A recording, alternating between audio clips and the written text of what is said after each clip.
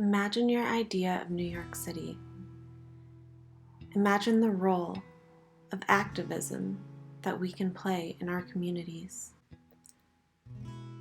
We are going back in time to 1941 in Lower Manhattan. This was a pivotal year for New York City history. The Lower Manhattan Expressway was a proposed project to relieve overburdened traffic in Lower Manhattan. As a key part of a multi-state network of parkways and expressways, the conception of the Lower Manhattan Expressway began as early as 1929. After years of planning, the project was approved in 1941.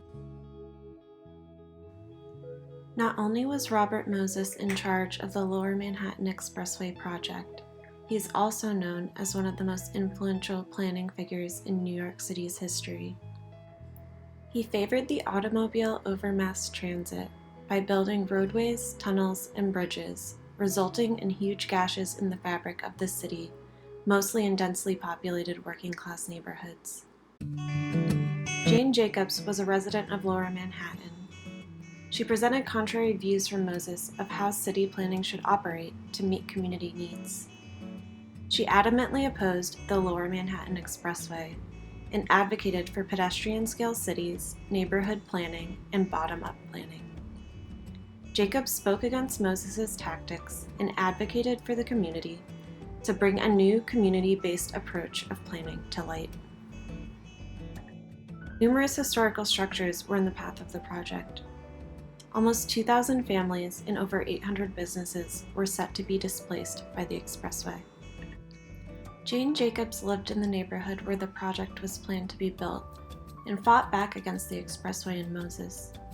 She formed the Joint Committee to Stop the Lower Manhattan Expressway to unite the neighborhood, which was racially, culturally, and politically diverse. Jacobs developed a strategy to mobilize the community. This included recruiting artists, merchants, and neighbors into a grassroots movement.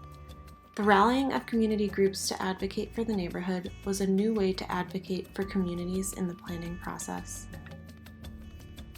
Although this story is known in planning lore as the David and Goliath story of Jacobs overcoming Robert Moses, the true heroes are also the community groups who rallied and came together for the cause. Jacobs rallied the troops, but the efforts were not solely her own. There were numerous committee members and community groups who were involved in the efforts against the Lower Manhattan Expressway.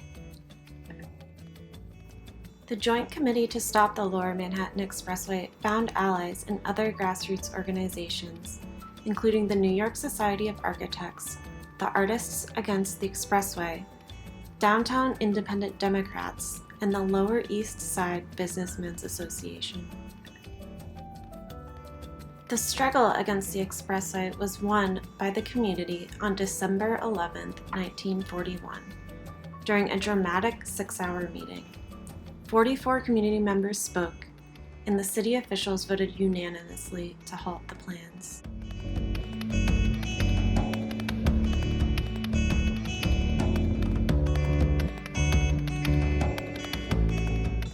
So imagine now you are in your city. Think of the community resources and groups that exist, and remember the power of grassroots advocacy. Jane Jacobs and Robert Moses' conflict illuminated the power community groups can have when they stand up for their own best interests.